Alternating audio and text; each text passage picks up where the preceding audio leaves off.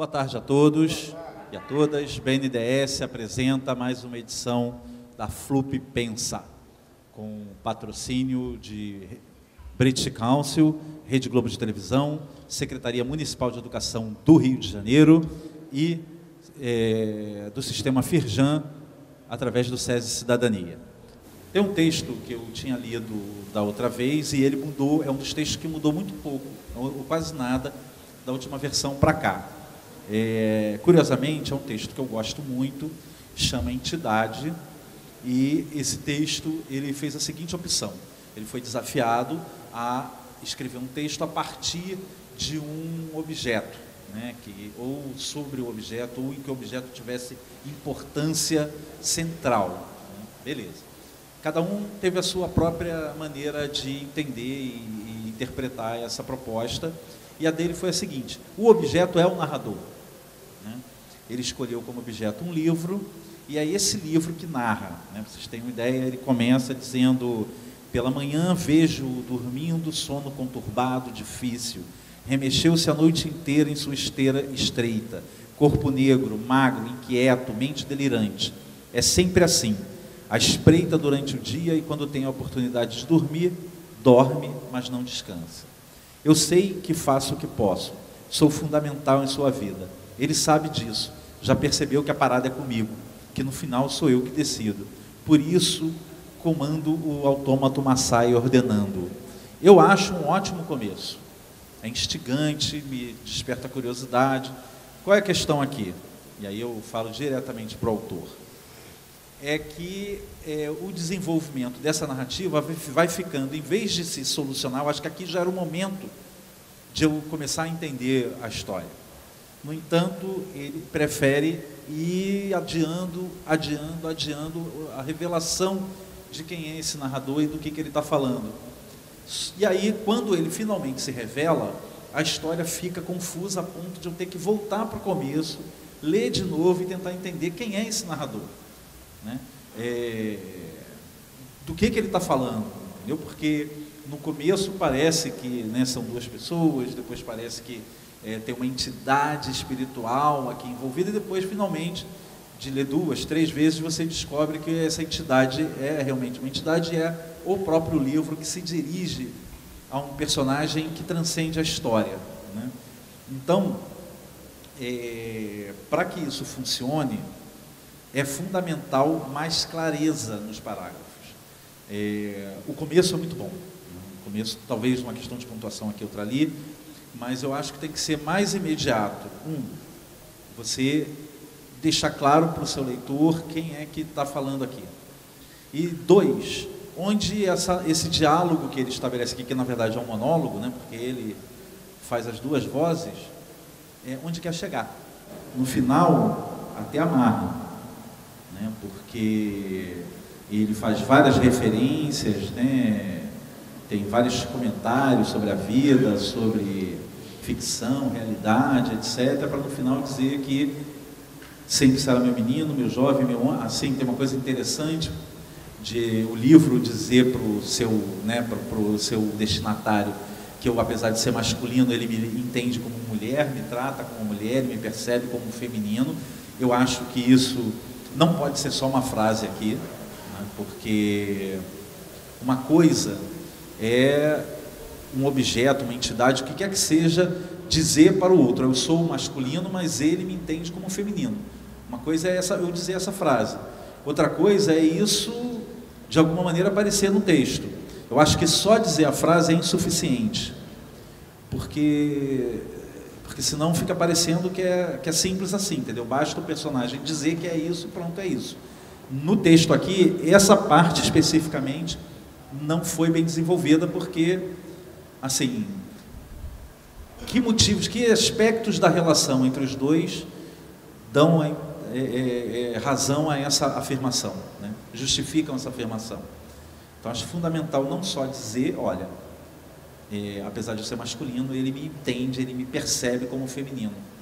E depois disso, não precisa explicar assim, por exemplo, ele, né, sempre me bota uma saia, não é isso. Não é explicar para o leitor, é deixar claro que a relação ali tem uma relação de masculino e feminino no olhar desse destinatário, que aparece pouco, e talvez esse seja o problema.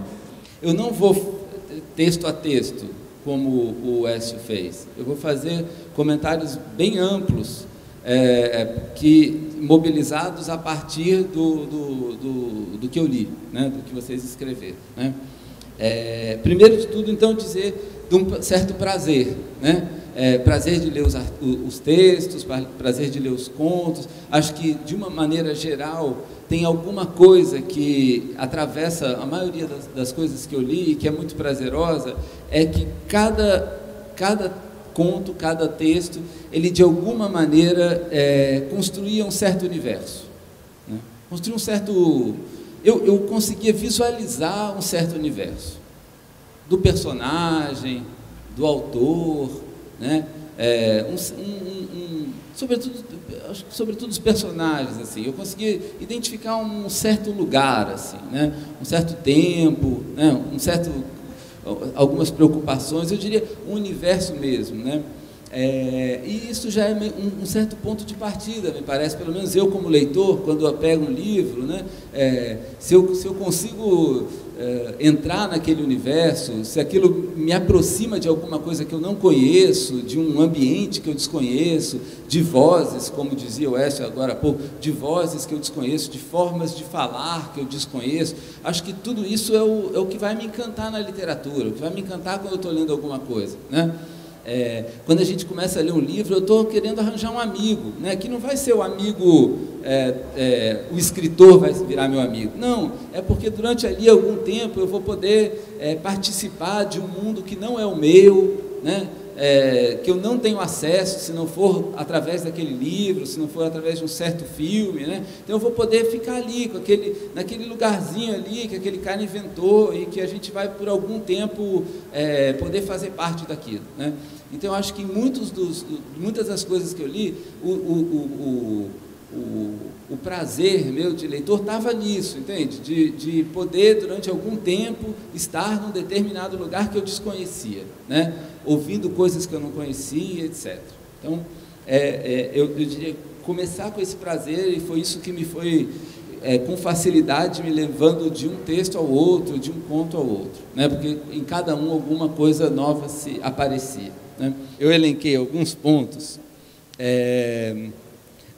que às vezes eles apareciam em algum texto, ou eles só me remetiam a coisas que poderiam aparecer, tá? Então, digamos assim, é uma crítica, são críticas e percepções não dirigidas a esse ou aquele texto, mas ainda parte de uma reflexão geral sobre a escrita, tá?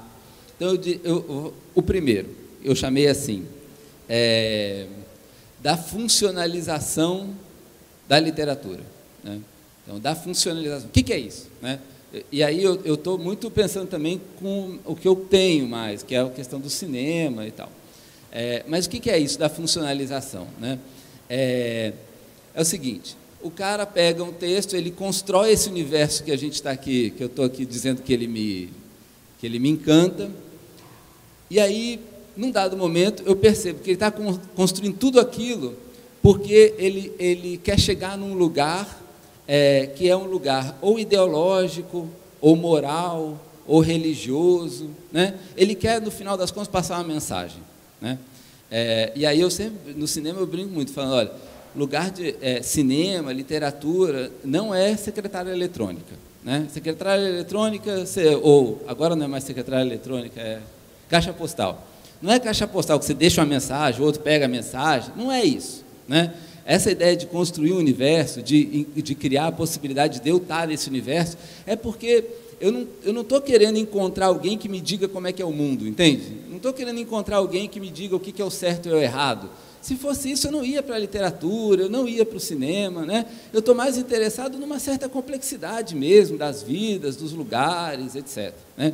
Então, às vezes, quando eu estava ali, percebendo que o cara tinha encontrado uma voz, tinha encontrado um personagem, podia ser um ladrão, podia ser um traficante, como em alguns dos contos que eu li, mas aí aquele personagem, no final, ele só se justificava porque ele queria defender alguma coisa assim, sei lá, não é bom roubar, Bom, até aí tudo bem, a gente sabe disso, entendeu? Mas eu não preciso da literatura para dizer para mim que não é bom roubar. Basta encontrar o seu amigo, a mãe, sei lá, e aí ele já dá essa mensagem, né? O que me interessa é a complexidade desse ladrão, entendeu? A inteligência que ele tem. Teve um dos contos que é um assalto, né? E é um ladrão inteligente, e o próprio conto dá tem uma virada no final, super legal e tal.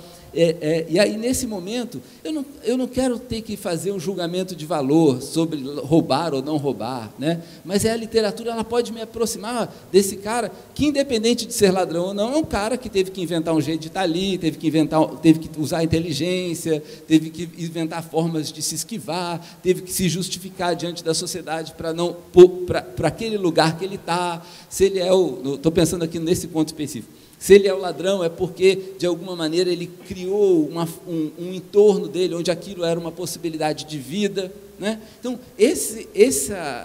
essa complexidade, né, é que vai retirar essa funcionalização do texto. Então, o segundo ponto, que é um pouco o desdobramento disso, né, dessa ideia de tentar não funcionalizar, é do lugar mesmo do escritor, né?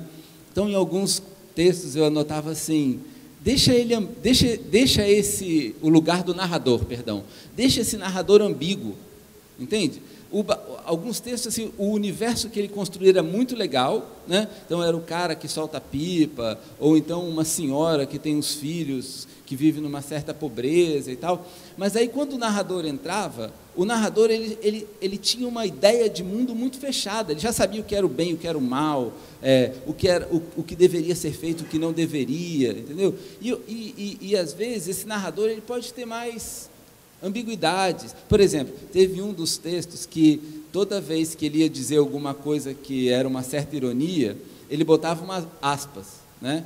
Meio para dizer assim, não é bem isso que eu quero dizer, para dizer que o narrador ele tinha um lugar de fala bem sedimentado, bem de certezas, entendeu? E aí, quando ele botava as aspas, era para dizer, olha, o narrador ele tem certezas, e as aspas é para dizer, isso não é exatamente o que pensa o narrador. Mas pode tirar as aspas, deixa esse narrador deixa a gente, leitor, ficar em dúvida quem é esse narrador, no que ele efetivamente acredita, entende? Se ele é bom, se ele não é, né? A gente não precisa construir personagens edificantes, não é esse o problema da literatura, né? Me parece, né?